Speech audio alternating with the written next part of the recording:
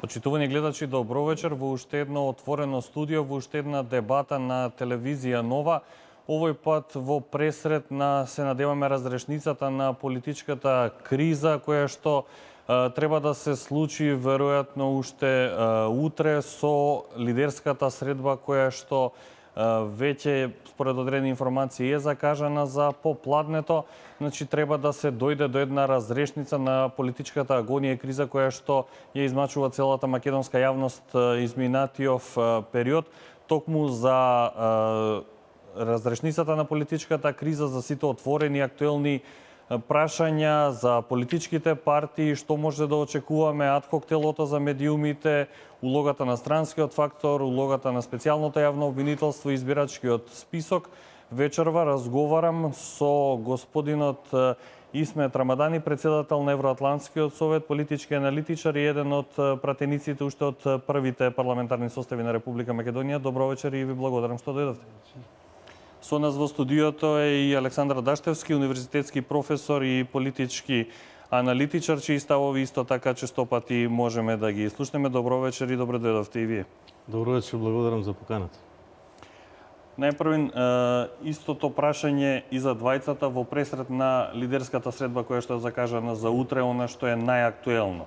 Дали утре можеме да очекуваме конечно договор за избори кои што се спомнува дека ќе се случат на 11 декември и конечно да пристапиме кон последната фаза од разрешување на политичката криза? Господин Рамадани, еве од вас ќе почнеме повелете. Па да, мислам дека после договорот и компромисот што е направен на 20 јули, ми се чини, дури се очекуваше скоро сигурно дека ќе има лидерска средба на 31-ви, значи утре веќе е денот. И најверојатно, барем моите очекувања се дека утре ќе падне и одлуката, односно договорот, да се оди на избори парламентарни, значи како датум веќе е спомнат 11 декември. Без разлика што во тој компромис има незадоволни, задоволни, не се постигна очекувањата дека можеше проблемот со медиумите да се реши малку поинако и потемелно и подобро. Испадна дека со една адхок комисија и евентивно проблемот и адхок комисијата некако не се формира, меѓутоа мислам дека до утре и ова работа ќе се заврши. Што се однесува до избирачкиот список, најверојатно останува така уште една шанса за пријавување на тие кои ги нема во списокот, односно тие кои се со одземена им е некако правото за гласање. Мислам дека и тука, барем мој предлог и моје видување, има начин да се утре да се договарат, ако ништо друго. Сепак тие така наречени фантомски гласачи или како што стоја таму во списокот, да видат во некој исто така резервен избирачки список, иако на денот на изборите се јавуваат за гласање, односно и го нема во редовните списоци, тогаш нема да биде никаков проблем, да речеме, ако во тој резервен список го има како избришен гласач или можен гласач, но тоа сепак останува работа на лидерите во утрешната средба. Чиме најавена, очекувам дека и ќе биде реализирана како средба и добро е што ќе падне договорот конечно и да има избори со тие минимум стандарди кои веројатно и има доста кои не се задоволни со тие стандарди кои се очекуваше дека ќе се оди на избори, но тоа е тоа. Мислам дека сепак со волја и со политички ангажман на сите тие што ќе бидат вклучени и тие другите институционално ангажирање и меѓународниот фактор, конечно ќе имаме избори на 11 декември. Даштевски, го делите ли ставот на господинот Рамадани дека утре можеме конечно да имаме вистински договор од кој што нема да произлезат нови и нови пролонгирања на изборните датуми?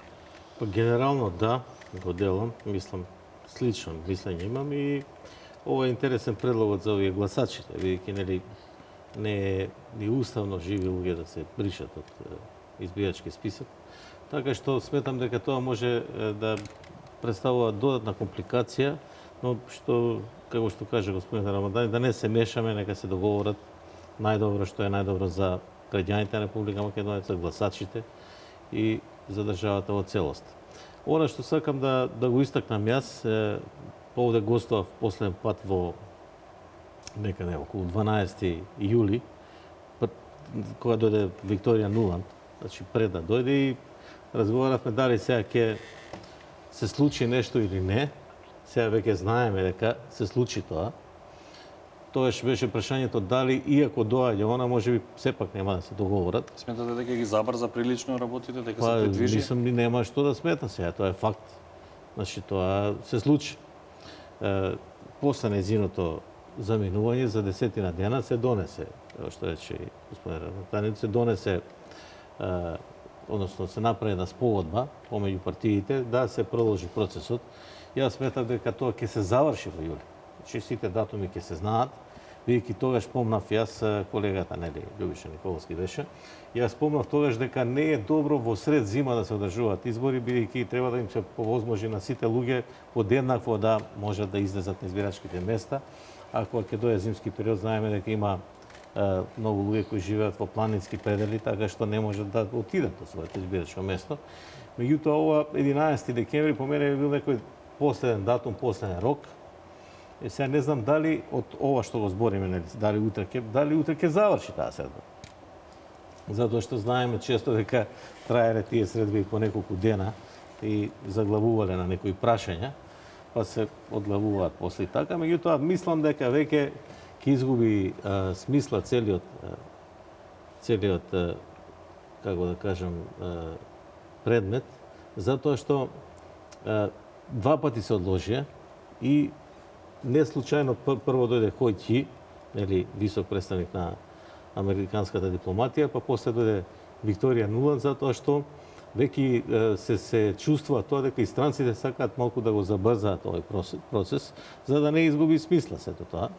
И на краиштата се движиме кон редовни избори. Ако нема сега, значи во пролет се локалните, денеска видов по порталите и тоа може да биде сега да го разговараме, чисто не знам дали ќе... Дали мислите ви двајцата, дали некој сакаше или не сакаше да дојде до спојување на тие два изборни циклуси со локалните? Денеска прочитав дека ќе се разговарало и за тоа да се спојат локални и парламентарни, што по мене лично би било идеално заради да се смалат огромни трошоци. Добро, тука се работи за поголема сума и видовме сега дека во предизборен период па се потрошени доста средства, камоли во изборен. Така што тоа би било добро, меѓутоа тоа не е важно. Важно да се одржат овие за да згасне политичката криза која трае веќе скоро 2 години, повеќе од 2 години, замешана и меѓународната заедница. Гледаме дека и таа веќе се измори, дека не се тие напори што ги правеше. Јас нели разговаравме дека господин Петар треба да дојде и сега му посакувам побрзо оздравување, нели имал неприлика некоја. Ние гостувавме во една емисија пред година и пол на топ тема, Чомовски. И јас тога бев и против вклучувањето на меѓународниот фактор. Сметав дека можеме, ние имаме толку сила, натре да си ги решиме проблемите сами. Меѓутоа, тогаш, можда март беше, не ова, минатата година, мислам дека веќе било договорено. Сега од овој но времето покажа дека не можеме сами. Затоа што нели извештајот на ПРИБ излезе на 28 мај таму или на крај на мај, не е важно. А тој се подготвувал од јануари. Значи, ние кога сме имали емисија, веќе се подготвувал извештајот и веќе била спремна меѓународната заедница да влезе во процесот, така што сега е све тоа апсолвирано, завршено, останува, јас сметам дека е добро и за опозицијата да излезе на овие избори, бидејќи не гледаме некое придвижување напред со програма, со идеи, со работа на терен и така натаму, а од друга страна па не гледаме ни пат од страна на власта на рейтингот, што од прилика се очекуваше, затоа и се одлага изборите, и поради тоа е добро за сите да се заврши ова криза и да дојде утре до одреден договор, кој ќе биде финализиран конечно со одржување на изборите. Рамадани, кој е вашиот став околу на спојување на двата изборни циклуси што го Па спомнавте? знаете како, мислам дека утре можна е некоја калкулација од партиите на власт. Би било можеби чудно се да оди глад. Не, ВМРО, ДПМН и ДУИ можеби, јас па очекувам тие да калкулираат повеќе и можеби ќе бараат да се спојуваат парламентарните и локалните избори, затоа што мислам дека тие гледаат дека тука имат некоја предност, затоа што сепак како се оди од оваа позиција на локални избори, тие ги имаат под контрола, да кажам, или поголем број од нивните градоначалници. А знаете како, градоначалниците сепак за овие години поставиле и воспоставиле такви позиции, врски, интересни и така натаму, како што ги викаме понекогаш локални шерифи. И од позиција на централната власт можеби шансите се поголеми за да се продолжи и понатаму да се добие пак во истите градови, односно истите локални самоуправи, односно општини. Тоа може да биде некоја калкулација, но мислам дека сепак најверојатно и најголемата можност за договор ќе биде сепак 11 декември, за да се оди на локални избори малку во некоја почиста ситуација. Мислам, без разлика кој ќе победи, али сепак тогаш ќе се добија тој неоспорен легитимитет, ќе се смири малку состојба, така што ќе се оди малку во мирна ситуација во однос на политичката криза на локални избори. Ви благодарам и на двајцата за првичните ставови. Одиме сега со првата пауза, со првиот блок реклами, а набрзо потоа се враќаме со останатите отворени прашања.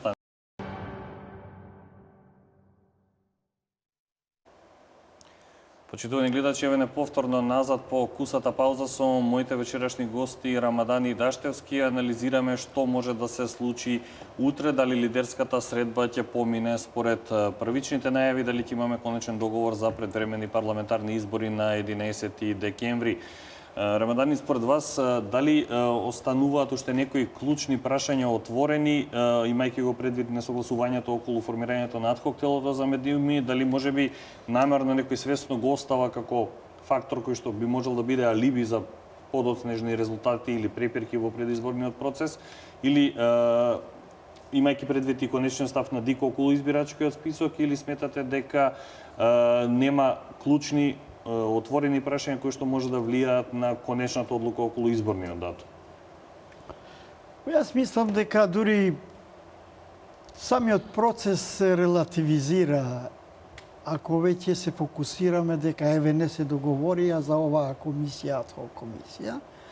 Затоа што во целиот процес и во сето тоа што се случуваше минативе години, целата таа политичка криза со безбедносни сегменти и така натаму. И дојдовме сега до една адхок комисија за надгледување или следење како медиумите ќе работат во тие 100 дена. Мислам дека ќе падне договорот, но знаете како, ние кога нешто се остава сами да одлучуваме обично или тоа веќе под инерција ние мора некој да ни пресече, барем за ова работа не требаше, затоа што самиот договор кога падна на 20 јули за ваква комисија и ваков начин на привремено решавање на функционирањето на медиумите со тие казни, парични и така натаму, опомени, мислам дека не е нешто што би требало да биде пречка за да утре да не се усогласат, односно да не падне одлука помеѓу четворицата лидери за да се оди на избори.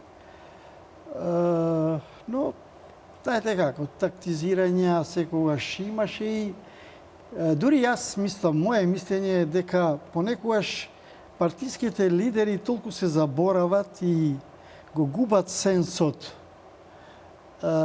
кон тоа што е перцепција на граѓаните. И што е перцепцијата на граѓаните? Абе, овие лидери се договараат за колку работи и така и татаму. И дошло значи до тоа да не може да се договарат кој да биде петиот член на таа адхок комисија за да се следат изборите, односно медиумите. Да не забораваме дека еве конкретно знаев дел од медиумите ги прогласи за најголеми непријатели, него од тука се гледа колку е битна улогата на медиумите во целиот. Знаете како не, само мислам дека овие медиуми кои се во улога на владини мегафони, односно во улога на таа пропаганда и така натаму, тие не верувам дека нема да продолжат со ист интензитет и да се плашат од некоја казна парична и така натаму, затоа што ние слушаме бројки таму добиени годишно по 4-5 милиони евра и така натаму. И ако една казна за нив е 5.000 или 10.000, ништо не е, ако и понатаму продолжат да бидат во служба на владините партии или во тој дел на пропагандата. Мислам дека малку може да влијае ова адхок комисија во таа политичка редактура или мислам медиумска редактура нивна, тие најверојатно ќе продолжат како што не верувам дека ќе се смени нешто. Дештевски, оправдано ли остана прашањето за медиумите во фокус до последен момент? Па јас бев изненаден од решението, бидејќи нели се преговараше, не може да се најде никакво решение. За петиот член. Нели имаше некаков предлог. Ја го имам тој предлог, меѓутоа не го носам. Особено проблематична и методологијата за следење на медиумите. нели имаше она да се казнуваат уред, да се затвори дури телевизијата. Такви работи што никаде ги нема во светот и можеме да кажеме дека не може да се сретне таков пример. Од друга страна, ја имам за тоа многу зборено и по емисии и пишувано колумни кои сега може да се прочитаат. Минатото лето имам 5-6 колумни напишано за овие реформите што ги предложи Прибе и меѓу другото и за медиумите. Тука беше дека приватните медиуми се една приказна, а државниот медиум е друга приказна и така испадна. Дека сега државниот медиум ќе си добие главен и одговорен уредник, а приватните медиуми имаат вложено собствени средства, се работи за милиони евра, и тие можат да прават што сакаат, значи собствена уредувачка политика со тоа што нормално треба да се придржуваат до закона. Работите кои се однесуваат на изборите се уредени во изборниот закон. Тоа сме го дискутирале повеќе пати и треба да се почитуваат. Ако не се почитуваат, постојат казни кои не се мали, 20 па и 30.000 евра. Еве можам да кажем од лично искуство, ја кога сум бил во ДИК, ние како ДИК едногласно сме одлучувале за некои извештаи од одредени телевизии да се казнат и биле казнувани, што вика господин, 20-30.000, тоа не се многу пари. Сега последните 2 години не верувам дека имало милионски суми, затоа што 7 месеци и беше во власта СДСМ, така што имало контрола над тие текови, меѓутоа од претходно, но не е важно тоа, важно дека таа уредувачка политика они сами си ја прават со тоа што треба да законот да го почитуваат и непочитувањето на законот токму тоа треба да го санкционира ова ад-хок тело. Меѓутоа не знам зашто ад-хок тело кога има комисија, односно агенција за електронски медиуми, односно за медиуми, како се вика ова што аудио и аудиовизуелни медиуми, така што сега која функција ќе има таа, бидејќи таа ќе си остане. А ова ќе биде како некоја супервизија. Сега тука со петиот член не ми е јасно, мислам дека тоа се должи на незаинтересираноста на партиите од албанскиот кампус, они не беа заинтересирани, тој пети член не им беше толку важно. И затоа имаме проблеми сега за да се стави некој трет, бидејќи никој не го поддржува, на тој начин се прават проблеми. Иако рекоа дека ќе има можност да работи тоа ад-хок тело и без петиот член, па во меѓувреме да се договори. А може ли подоцна тоа да биде алиби за некои одлуки? Па не знам дали може, затоа што рековме дека и има, ние гледаме дека ова комисија да си работи за аудио и аудиовизуелни медиуми и фактички таа си донесува одлуки, нели? Како и да мора да биде формиран за да функционира тие 100 за дена. изборната кампања ние имаме регулатива, како и секогаш него. И тоа одлична регулатива. Во законот има повеќе членови каде што кажува што е дозволено, што не е дозволено. Ме засегнува нешто друго. Се извинувам. Да. Дали ќе се постави таква ситуација што мислам дека ред е веќе и политичките лидерите на политичките партии да се соочуваат. Таква дебата ние мора да имаме. Конечно мора лидерот на опозицијата и лидерот на големата партија да се соочуваат со нивните ставови, затоа што ние веќе тоа го изгубивме и тоа и кај граѓаните, затоа што граѓаните сепак сакат, ние како аналитичари зборуваме, не има секаде, ги имаме и ставовите различни. Меѓутоа друго е кога граѓаните ќе слушнат од првите лидери на најголемите партии, затоа што утре тие ќе бидат главни носители каква Македонија ќе имаме, како ќе прогресира Македонија низ тие евроатлански интеграции, како економски ќе успее Македонија понатаму. Така што или во однос на правна држава и така натаму, демократијата, тие сакат да ги слушнат ставовите на лидерите на главните партии, на големите партии, односно и на новите сега. Меѓутоа, тоа ние за жал го немавме последниве доста години, не знам од која година. И тука не знам како ќе се постави такво правило.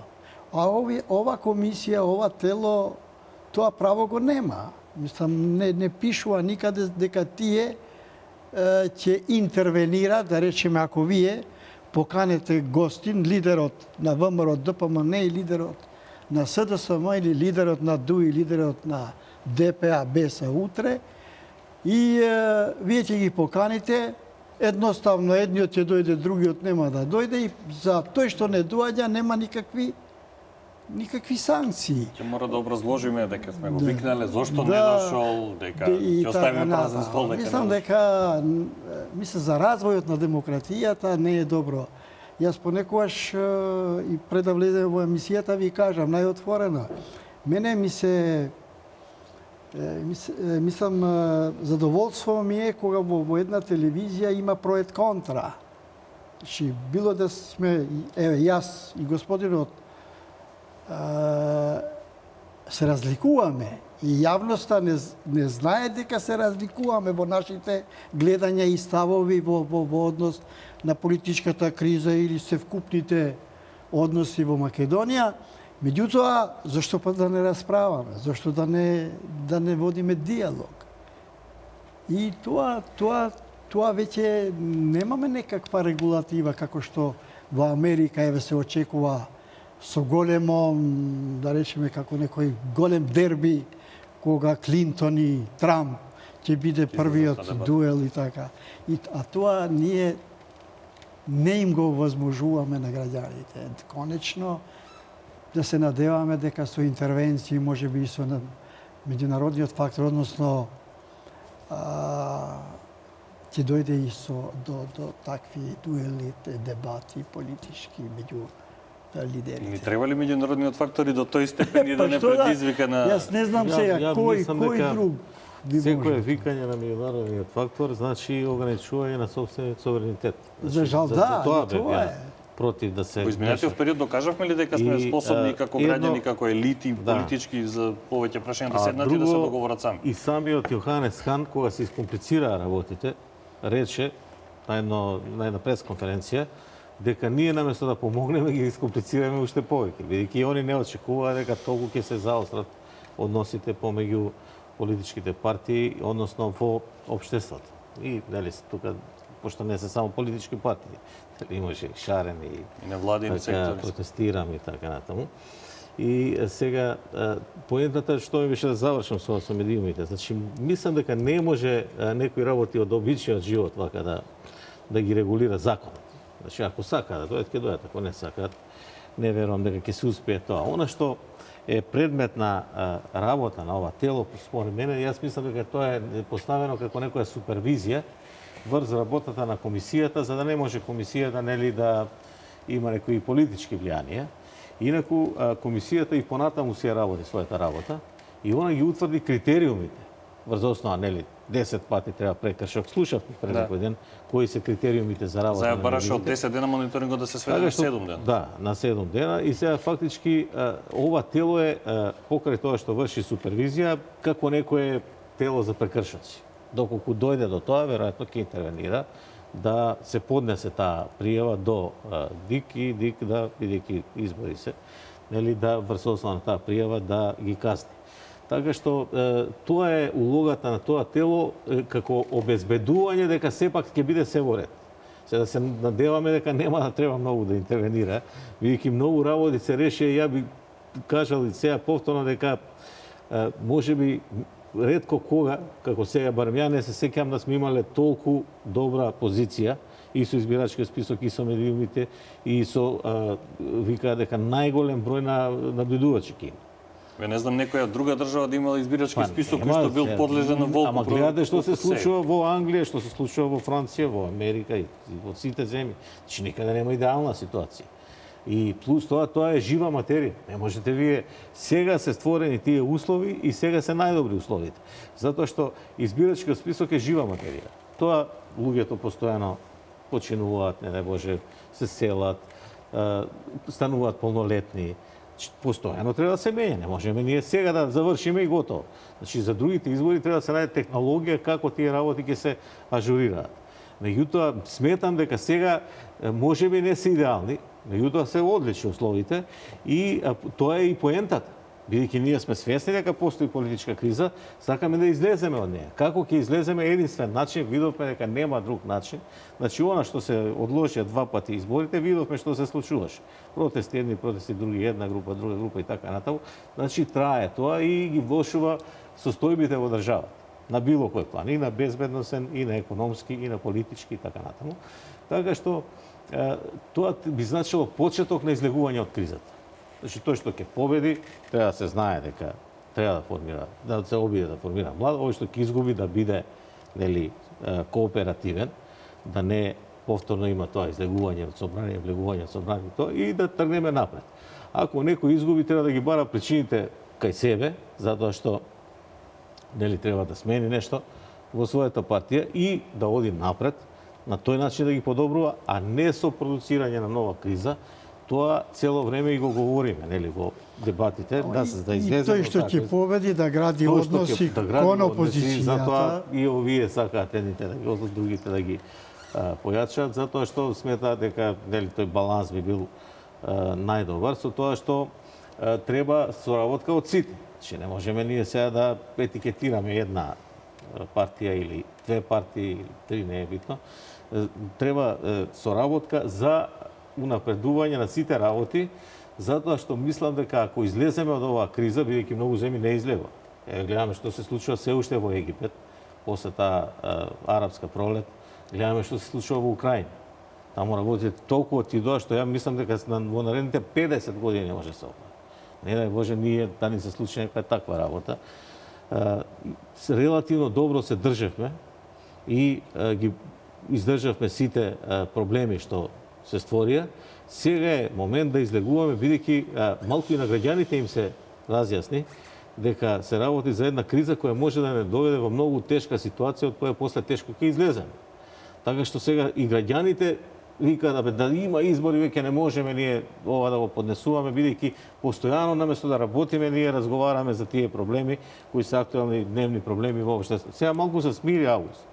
Инаку кога е нормален период, да речеме сега од септември, октомври, ќе почне повторно тоа. Дневна политика, дене што се случило, утре што се случило и само тоа ќе се разговара наместо да се прават бизниси, да одат луѓето на работа, да си го извршуваат своите задачи и така натаму други работи. Гледаме сега дека има некои предвижувања кон подобро. Ние сега не можеме да знаеме што значи да речеме еден гасовод. Меѓутоа, кога ќе се приклучи тој на Неготинската електрана, односно станица за струја, ќе видиме дека тоа ќе значи заштита на неколку милиони евра само од една централа. Значи, тоа е веќе придвижување напред, а да не збориме дека се прави обид да се заврши и цела Македонија преку Гостивар, Кичево, Тетово и така натаму. Од овој крак од Неготино да продолжи Кавадарци, Прилеп, Битола таму и тоа е многу важно за државата. Јас се сеќавам уште како малку, а сум одел на гости во западните земји, тоа било достапно за сите граѓани и тоа било голема предност. Секогаш да се има топла вода, да се има централно грејење, да се има фабриките да имаат ефтина енергија. Значи тоа ќе значи придвижување на работите кон развој на економски пред се и развој на општеството во целина. Го споменавте двајцата избирачкиот список. Даштевски беше и член на Државната изборна комисија. Господин Рамадани, после целата оваа политичка криза, на што се сведе приказната за наводни фантоми во избирачкиот список? На оние 30.000 спорни, 39.000. Јас морам да ви кажам дека се уште не сум сигурен дека е направена некоја по-темелна вака работа во врска со изборниот список.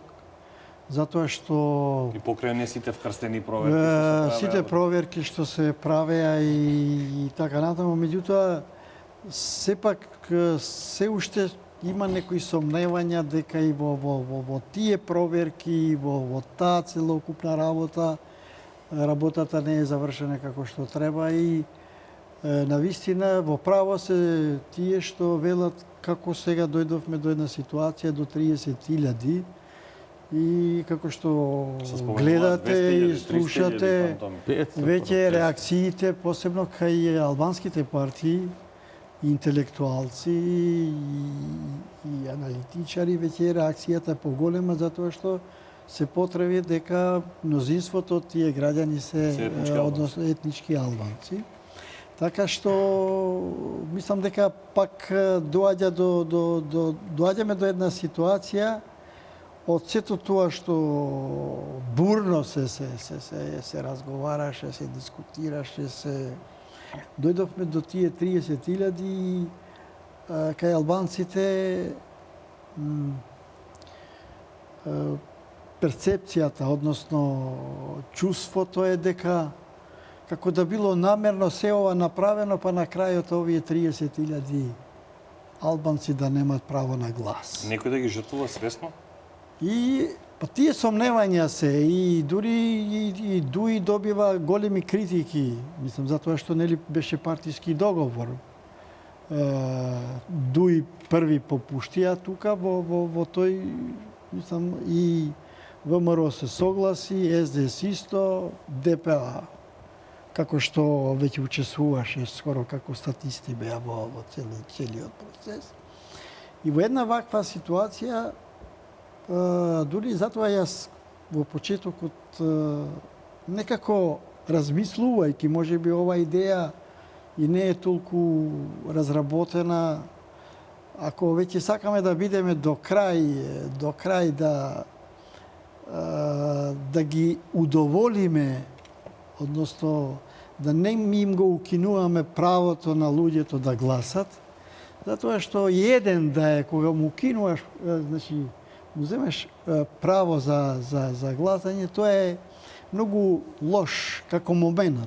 Доаѓа да гласа, го нема на избирачкиот список, а ние па видовме некои луѓе кои се сепак познати во јавноста, ставени Тоа ги покажува сите аномалии на целата методологија, на целата процедура. И тоа некако, токму тоа ми дава сомнеш дека дали е разработена како што треба таа технологија на тие фантомски гласачи и така. Или доколку едно лице има извадено еден документ, нема друг, го што знам, не постоеше. мислам дека мое размислување е тоа дека ако веќе сме дојдени до таму, пошто нели имаме список на избирачи, имаме исто така список посебен на избирачи кои се во странство. Па ако веќе ги имаме овие два списока, зошто да немаме еден список на овие кои предпоставуваме дека се фантомски, а може да испадне дека не се. И ако дојде да не се врати во еден од тие списоци, да го има, да му се овозможи.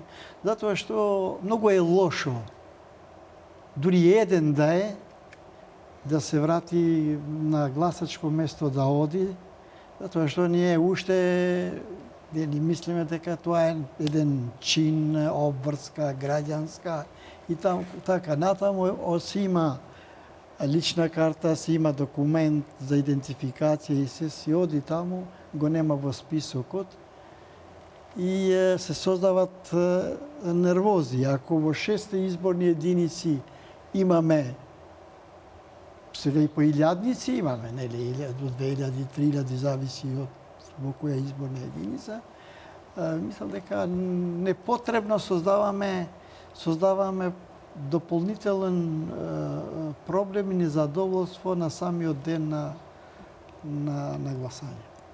Даштевски? Па јас се слагам со ставите на господинот Рамадан. Меѓутоа, оправдано ли се дигна целата таа помпа? Прво да кажам нешто друго. Значи, јас сепак сметам дека ова со избирачките списоци е апсолутно предимензионирана работа, затоа што ако ги погледнеме, нели, клиповите или исечоците од вашите емисии или други било кои емисии, ќе видиме што се зборуваше. Значи, почна се од 500.000. Сега викаат дел од раководството на опозицијата, ама и 30.000 не се малку. Јас не знам прво што им сметаат, пошто тие се во тој дел што, како што каже господин Рамадан. Ја минатиот пат му спомнав и на ваква една варијанта на господинот Муслива. И он вика, не, поради секое сомневање, подобро е да се избрише. Добро, викам, ако мислимо така. Меѓутоа, јас сметам дека е сепак, пошто се работи за живи луѓе, треба да се најде одредено решение, но остава на политичарите да го решат тоа. Значи, кого влијаат тие? Предимензионирани во смисла што 500.000 никогаш не постоеле, тоа е огромна бројка, тоа е 1/4 од вкупното избирачко тело и повеќе. Затоа што сега испадна дека се околу 1.800.000 гласачи. Па после таа бројка се смалуваше на 400, па на 300, па на 200, па на 100 и дојде негде сега испадна дека тие што се запишани во странство, а претходно се излобираат на некој начин, според мене, диаспората нема да гласа. Такво е решението, бидејќи треба фактички овде да гласаат оние кои гласаат, односно таму кај што ќе гласаат нема доволна организација за да поинаков е цензусот. И сега секој ќе каже, па на ваков цензус ја не би сакал ни да излегувам, зашто да губам време. Значи, на некој начин ми се одзема тоа право, а тој список е нешто прво се одвои за кој мислеа дека тоа е тој фантомски список од 170 и неколку илјади гласачи, тоа се жители кои живеат во странство. И сега тие луѓе колку може да дојдат?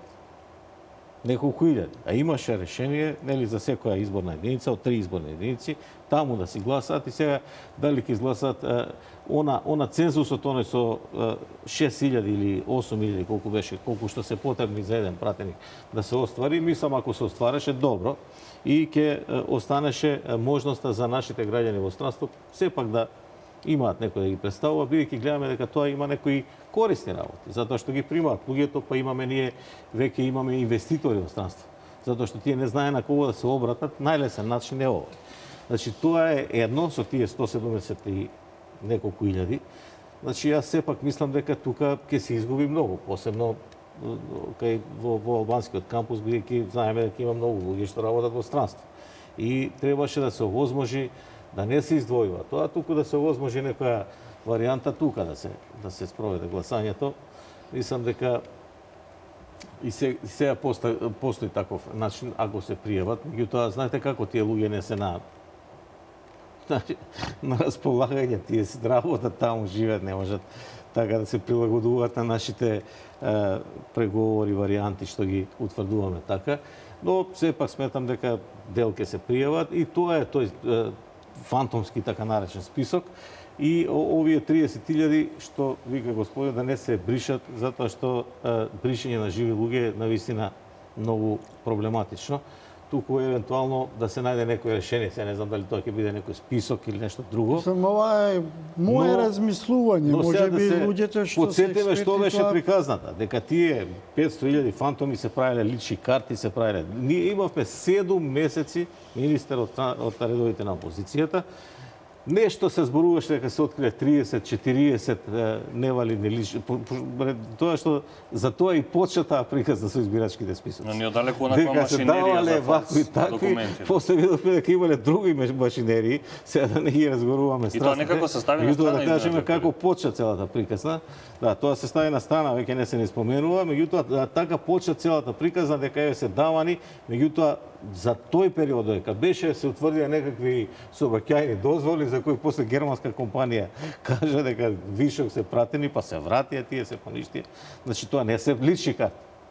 А личните карти си останаа во ред и према едниот министер и спрема другиот. Значи една ситуација вештачки створена за да се направи ситуација за вонредни избори, меѓутоа од друга страна па кога ќе се распишат изборите па не сакаме избори. Значи сметам дека сега сите овие работи се надмина, бидејќи сега гледаме па се влечат и некои погрешни потези, може да се дојде до уште полоша ситуација.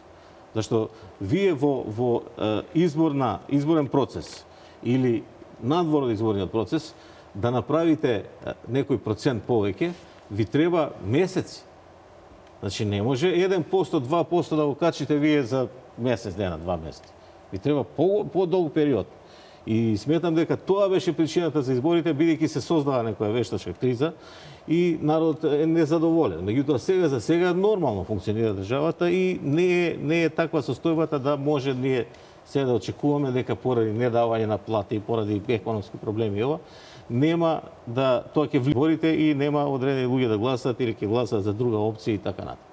Значи сметам дека сите тие проблеми што беа до сега се апсолвирани и дека треба да се оди на конечно решение и конечно одржување на изборите, што всушност ја цело време и се залагав за таа солуција да се излезе на избори тука да се реши. Не можеме ние да решаваме ништо на улица, затоа што таков ни е системот. Ние прифативме, ние имавме 50 години систем каде што се вика тие ќе бидат и нема конкуренција. Тоа беше проблемот и затоа и пропадна тој социјалистички систем, затоа што немаше алтернатива, немаше повеќе избори и фактички сега доаѓаме дека нема повторно друга алтернатива. Ние сме прифатиле таков либерален систем, капиталистички и тука се знае дека владее парламентарна демократија и народот ја дава волјата своја за кој сака да го води, кој не сака и во која пропорција. Значи дали ќе има 40 пратеници или 20, тоа одлучува народ. Така што не може да се одлучи на друг начин. Не, се пробуваше повеќе и нели со странски фактори, со одлагање и со све, меѓутоа сепак на крај бидејќи ние не знаеме сега до каде се работите. Кој колку има што, кога ќе се излезе на изборите, тогаш вистинската волја ќе биде јасна. Не, мислам дека проблемот е во тоа што сомнежот постои. Веќе се создава такво сомневање дека дури и нека биде шпекулација, кога имаш партиска администрација. И во овие последниве години ние имаме партиска администрација на ВМРО, ДПМН и ДУИ. И во таа партиска администрација има и такви сознанија дека посебно граѓаните кои работат надвор и живеат надвор. И на тие списоци ги има. И како да постоел некој договор, да речеме, коалициониот партнер ДУИ, колку можете да ги заокружите дека гласале тие што се надвор. И има, мислам, такви аргументи има, дека многу има заокружени без да дојдат да гласат. Затоа што тука во тие изборни места, комисии, сепак партиски веќе определени луѓе. И тука злоупотребена е можноста за заокружување на граѓани кои не живеат тука, а гласале за одредена опција, односно одредена партија.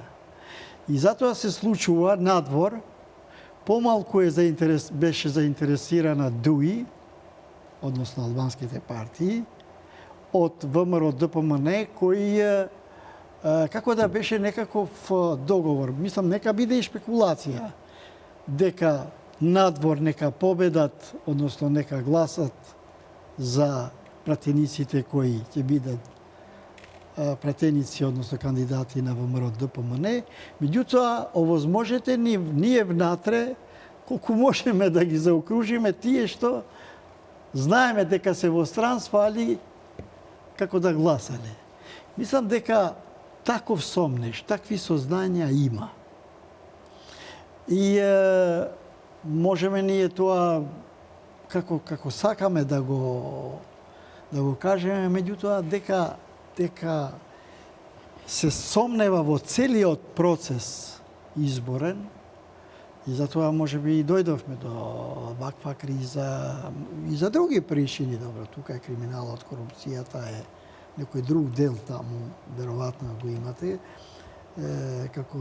како делот од емисијата. Меѓутоа, тоа е сомнежите таму каде многу има сомнежи, каде што степенот на сомнежот е голем, обично се создаваат после и шпекулации, се создаваат и ситуации да не се верува во тој изборен процес.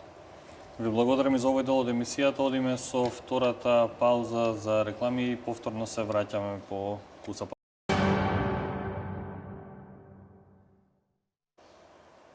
Почитувани гледачи, повторно сме назад во отвореното студио на телевизија Нова со моите гости Рамадани и Даштевски. Прашање и до двајцата под предпоставка дека ќе дојде до разрешница на политичката криза, дека лидерската средба утре ќе резултира со договор за избори на 11 декември, повторно ќе дојде оној период за составување на онаа влада во која што ќе бидат вклучени и министри со, мислам, истите ресори од претходно, со внатрешни и со труд и социјала.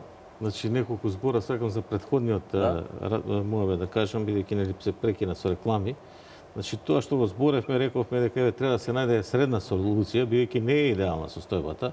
И точи се тие сознанија дека постојат, дека правеле некои работи во тој регион и дека тука, нели, оставени се тука на некој начин, нема никаков интерес нити ВМРО, нити СДС да праќа таму наблюдувачи или членови на одбори и така натаму. Значи, оставена е таа ситуација да си ја решаваат.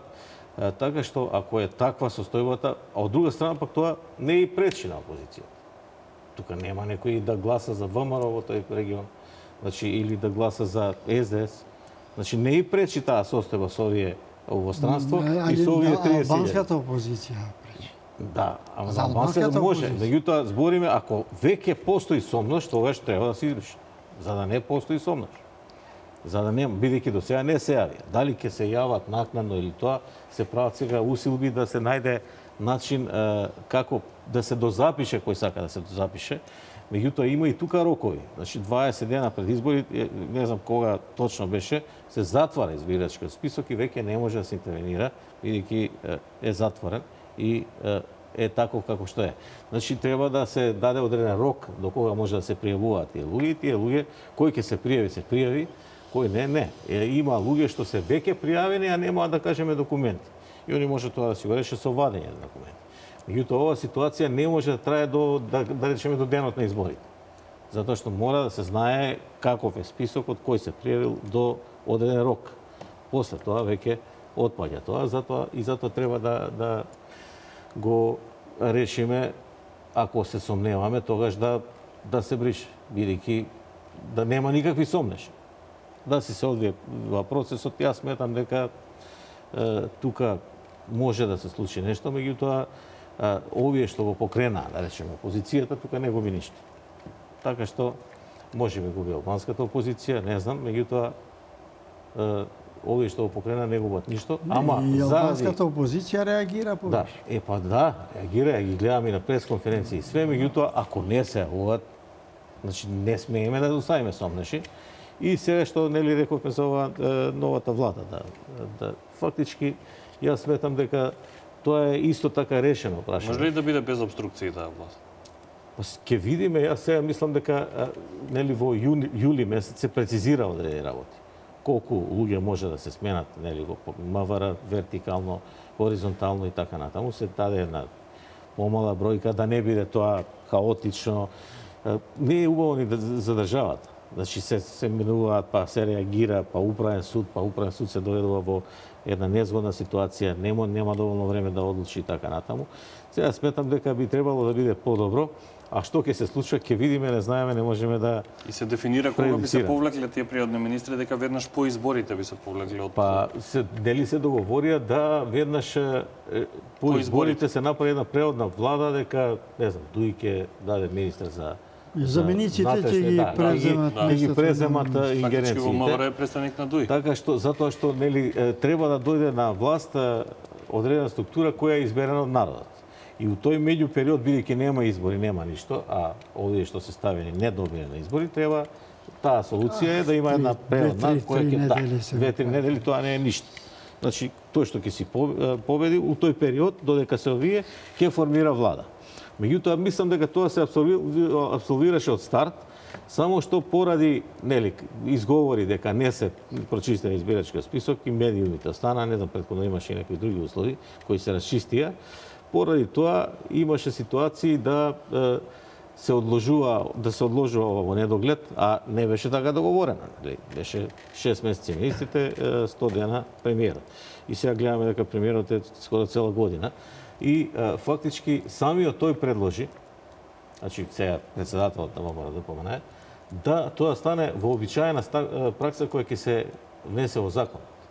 Тие 100 дена, секој премиер, било кога, во било кој да биде тоа за сите изборни циклуси. Да биде за сите изборни циклуси и мислам дека тоа е подобро за нив, затоа што наместо да оди тој Сабајле на работа, има милион работи за подпишување за работа, ќе се тера кампањата и ќе даде поголем резултат во тие 100 дена кога се тера кампања.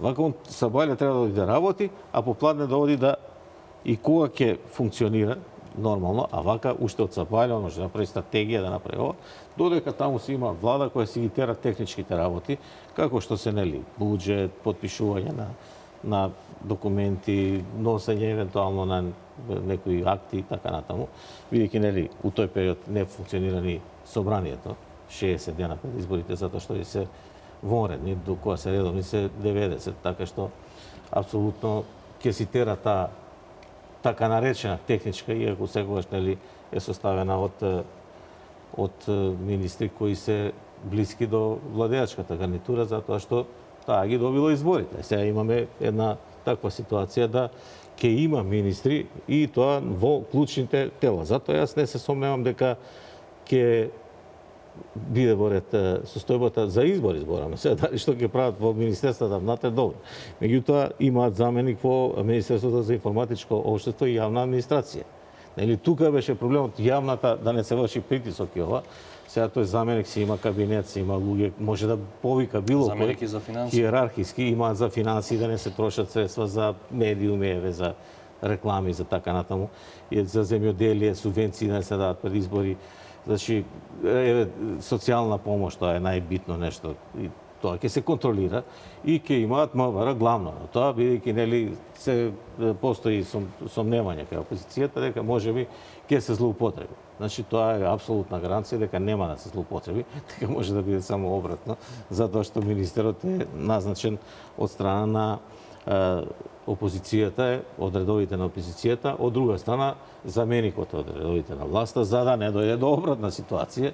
И сметам дека тоа би требало да функционира, меѓутоа што ќе се случува ќе видиме, бидејќи имаме едно искуство до сега и состојбата, значи ситуацијата не беше сјајна.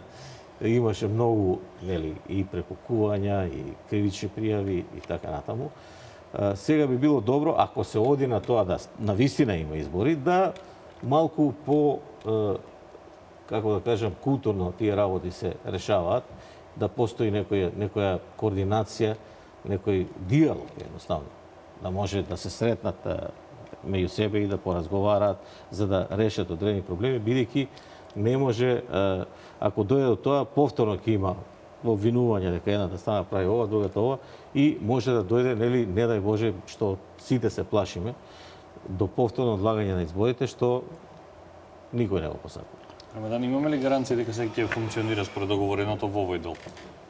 Знаете што, добар е предлогот, мислам, идејата и понатаму и во наредните циклуси на избори, 3 месеци пред избори да се повлече, значи, премиерот и да продолжи таа текничка влада. Меѓутоа, сега за жал немаме таква ситуација де факто.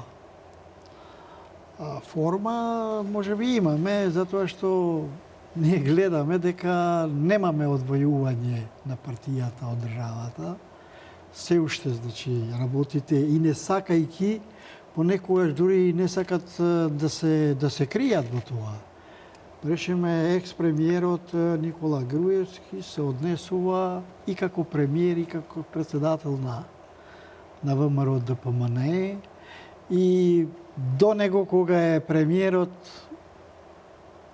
дури не се приметува и воопшто ништо не важи неговиот збор, ако е тука Никола Груевски, неговиот шеф на партијата. И ако имаме таква ситуација, а може ќе имаме и понатаму, тогаш мислам дека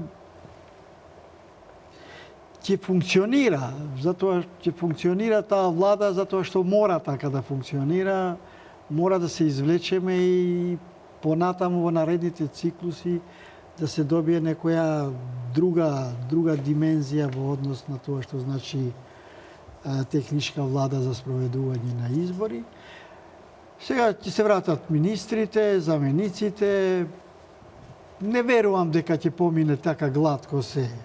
Ќе има обструкции, ќе има ситуации, но зависи од тоа како ќе одат работите во однос на севкупната ситуација во државата, во однос на политичката криза. Затоа што сепак ние имаме ситуација, веројатно вие предвидувате, можеби, еве, да речеме, ќе почне можеби поинтензивно ова што го работи СЈО, и нивните обвиненија, повикувања на распит и така натаму, сепак ќе влијае во севкупната состојба во Токму тоа сакам да го потенцираме како една од следните теми. Во која мера сметате дека СЈО ќе влијае на целата ситуација и дали СЈО ќе се користи за политички маркетинг или ќе си ја тера својата работа? Знаете што, имаме ние една ситуација, мислам дека малку е сега подобра во однос на СЈО, затоа што имаме еден договор дека нема да се укине. Такви сомневања веќе нема да има, можеби за 5 дена така е договорено. Да, дури се ако Уставен додаде суд нешто, донесе одлука дека не е да. уставно, дека ќе се менува. Но дали приметувате, јас барем тоа го приметувам, дека веќе на обвиненија на овие распити што ги организира, ги повикува СЈО, одредени функционери, веќе немаме коментар или соопштение од Социјалдемократскиот сојуз. Не ги коментираат веќе. Дали тоа значи дека тоа е договорено, може би кога беше Њуланд тука, Викторија Њуланд, дека не треба партиите да се занимаваат со тоа кој ќе биде на распит, кој ќе биде обвинет и така натаму, тоа да биде чиста работа на специјалното јавно обвинителство и на судот. И ако издржат, мислам, партиите да не се инволвираат, затоа што јавното обвинителство специјално ќе има обвиненија сигурно, затоа што тоа е процес. Ќе има судски процес, исто така. Дали ќе се издигнат над себе овие политички функционери, луѓе видни, да не го искористат тоа, да речеме, кога јас неколку пати сум го спомнал, ако веќе се повикани, па да повикат граѓани, нивни поддржувачи и така натаму. Но подобро е да се ја терат работата низ тој процес институционален, судски, јавно обвинителство. Ако им требат адвокати, нормално адвокати и сите тие што ќе бидат вклучени, и тоа да се оди во еден посебен сегмент како правна разврска за сите тие кои се осомничени за криминал и корупција. Овие другиве работи, кампања, мислам, подготовки за избори и така натаму, нека си оди тоа нормално, но колку може тоа нормално, не можам да верувам дека овие ќе може да се издигнат над себе, па да бидат дел од тој процес судски, иако јас мислам дека многу подобра и за нив е, затоа што може би до крајот на годината или почетокот на другата судот ќе одлучи дека не се виновни или така натаму, и политичката кариера после продолжува. Инаку ако направат ситуација каде што не може да заврши процесот, таа декриминализација, тогаш мислам дека дури можеме да влеземе во некоја уште подлабока криза со димензии кои се и безбедностни и така. Штески, дали може СЈО да ги измести работите од оваа точка од оваа патека која што е сега трасирана кон предвремени избори за 11 така? Ја би се навратил прво на она прашање за одвојување на партијата од власта, нели бидејќи господинот дискутираше, и би рекол сега неколку факти кои нели се во прилог на двете страни. Значи, сега ова што се случува со претседателот на ВМРО-ДПМН Никола Груевски, што тој сега промовира одредени странски инвестиции и други корисни работи за државата, тоа не е мешање на партиска и политичка, туку е остварување на програма која партијата ја ветила. Значи, ако ветила автопат, тој оди да види до каде, бидејќи тој ветил на изборите дека ќе има таму автопат, особено во руралните средини и така натаму. Тоа значи тоа, а другите работи си ги тера премиерот, значи Емил Димитриев, и фактички во владата има многу работа. Тука се дели пред се средствата, затоа и се ставаат овие резервни министри. Од друга страна се, ние и веќе имавме ситуација да опозицијата влезе во власт. Дали тоа не е мешање на политичката и партиската и нели треба и тоа да се одвои? Сега излезе на терен, нели, поранешниот министер за внатрешни работи Оливер Спасовски и промовираше дека сепак списокот не е чист и ова. Значи од тоа својство, меѓутоа и кога беа на тие функции, и Ременски, Љупчо Николовски, Кирацовски, секој ден држа пресконференции, кои некои пресконференции дури се невкусни за јавноста, бидејќи изнесуваат факти од внатре од институциите на системот, кои не треба да служат во политичка кампања, како политичка кампања или политички маркетинг на една политичка партија. Така што тука не можеме да најдеме определена граница дека еве не се одвоени, меѓутоа само од едната страна. Другата страна мислам дека уште поагресивно настапува кога се работи за некои функции кои се дел од власт. Тоа е прво, а второто беше за СЈО. Тука во однос на СЈО кај мене постои целосно разочарување. Мислам дека од старт почна да зазема страна. Значи јас сум работел неколку работи во животот, сметам дека ако почне еден таков орган да зазема страна, веднаш ќе најде на огромен неуспех, бидејќи треба да биде објективен. И тука малку не се согласуваме дека се дистанцирале од тие активности политичките партии, особено опозицијата, односно СДСМ, дека порано лидерот на опозицијата ги најавуваше кои поставки ќе бидат преземени, па после неколку дена излегува СРО. Тоа е апсолутно неприфатливо, недозволиво. И сега имаше пред неколку дена ситуација на сослушување. Значи што каде греши цело време, затоа што СЈО, да не заборавиме, има уште 6 месеци за поднесување на кривични пријави. Тоа се 18 месеци, утврдено со сите 4 најголеми партии заедно, внесено во Законот за специјално јавно обвинителство, и сега они бараат продолжување на рокот. Меѓутоа, како ќе го објаснат овој период што месец дена ништо не работи во август?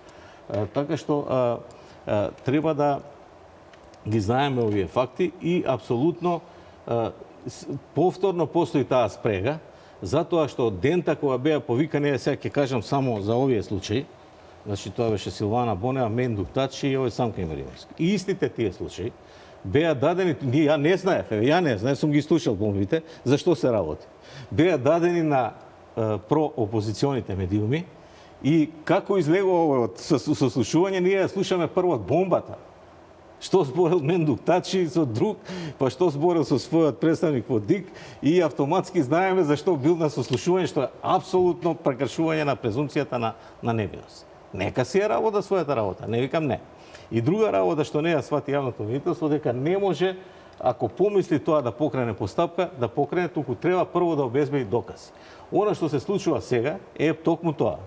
Значи веќе не се поднесуваат само кривични пријави, туку сега се викаат сведоци, се обезбедуваат разни видови писмени, вакви и такви докази што се потребни во постапката, за да може да има нешто конкретно на која основа ќе поднесе пријава.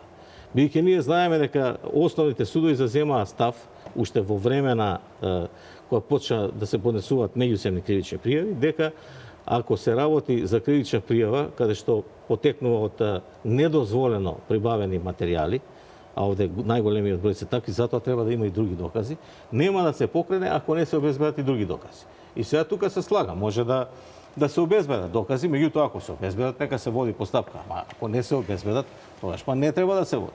Така што сметам дека тука работата малку се избрза, ја тука ќе спомнам и друга работа.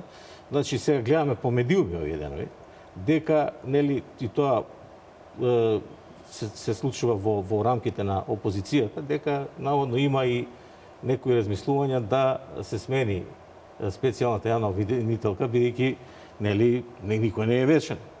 Ние збориме за Зврлевски, па беше еден мандат Шврговски, си отиде, дојде Зврлевски, ќе му помине мандатот, и во Македонија тоа постојано се случува. Не знам, 2-3 председатели на Врховен суд се смени, така што ниедна функција не е вечна, а дотолку повеќе што ако не дава резултати. Значи гледаме сега дека се појавија таму Ленче, не знам како презимето, па Фатиме Фетај, кои на некој начин покажуваат повеќе така енергија и може од тој дел може и некој друг да биде, а од друга страна па отпуштија некои обвинителки што на почетокот тврдеа дека им се неопходни. Така што сега ви гледаме, не знам дали сте прочитале вие, дека специјалната јавна обвинителка бара втора шанса. Затоа што веќе наголемо се размислува дека нема веќе време, нема што да се прави, затоа што за да се продолжи овој рок од 18 месеци, треба да се сложат повторно сите овие 4 партии кои учествуваа во преговори. Ако не се сложат, нема продолжување на рокот, така што тие 18 месеци. А они не се ни близко до тоа што се збореше дека ќе го направат, дека ќе поднесат ова и она. Така што во тој дел мислам дека кога се договара уште 4 партии, прво нели тоа дали е уставно против уставно, сега ова решение дека ќе се донесе друга политичка одлука, ние мора да знаеме дека секогаш нели политиката има предност. Значи кога носиме еден закон, тоа е политичка волја на мнозинството во парламентот. Така што и за ова. И затоа не одлучува Уставниот суд, бидејќи знае дека се работи за една политичка волја на партиите, се работи за адхок обвинителство кое после одредено време има точно колку ќе трае тоа, значи не се укинува тоа, туку со закон е донесено, значи година и пол поднесување, специјалната јавна обвинителка изберена за период од 4 години. Добро, не се очекуваше дека ќе има и обструкции. Добро, да, ама и обструкции се па и од нивна страна. Јас затоа викам сега они гледаме слики таму во Грција, на море и така натаму. Вие со овие примања, со ваква одговорност, не можете ни еден ден да оставите на располагање да си одите на одмор и да... Господине Даштевски, воедно треба да се сложиме, без разлика како гледаме на работите. Воедно треба да се сложиме сите. Барем ние кои се бавиме со анализи и со други работи, дека добро е специјалното, јавното специјално обвинителство да биде успешна. Тоа е добро, да, меѓутоа Судството исто така да биде независно. Така е, апсолутно. Трето, една сите тие да кои се инкриминирани да имат завршница судска. Затоа што така е, но да не се прават местенки. Не. Ама еве сега кој им ги даде на овие разговорите, а од друга страна главна работа е да не се пуштаат, а тоа треба да го направи СЈО, а не да ги дава разговорите. И автоматски тука паѓа во вода целата таа стратегија која е претходно замислена. Значи ама договорени се за овие кои биле објавени да може да се на објави. Телма, на не знам кои други телевизии ги пуштаат на 4 лидери, договор е дека овие кои се тие кои се објавувани. Да. Објавувани, низ процесот може да се објави. Ама не може, не сме ни еден, у цел свет, Ердоган имаше цел процес за преслушување. Ни еден разговор не беше објавен. Он рече, ако не ги осудат, ќе ги објавиме. Договорот бил таков, нивен. Ама прво, Јоханес Хан рече, најдете некое тело и ни еден разговор веќе да не се објави. И тоа е и во законот. А не сега, не само што ги објавува, па знаеме што правеше и овој новинарот сега што е во притвор. Значи он ги објавува таму во Србија. Пошто овде забрането е, па таму ги објавува и сега објавува некои, не знам, објавуваше на господинот Али Ахмети, па не знам, сексуални, да не збориме, сега има луѓе тука што се засегнати. Не кеме да... Благодарам и за овој дел од емисијата, мораме да одиме на што е апсолутно забрането, се извинувам само да довршам. Последниот блок реклами и се враќаме повторно по кусата пауза со завршните поенти од Рамадан Даштевски. Останете само.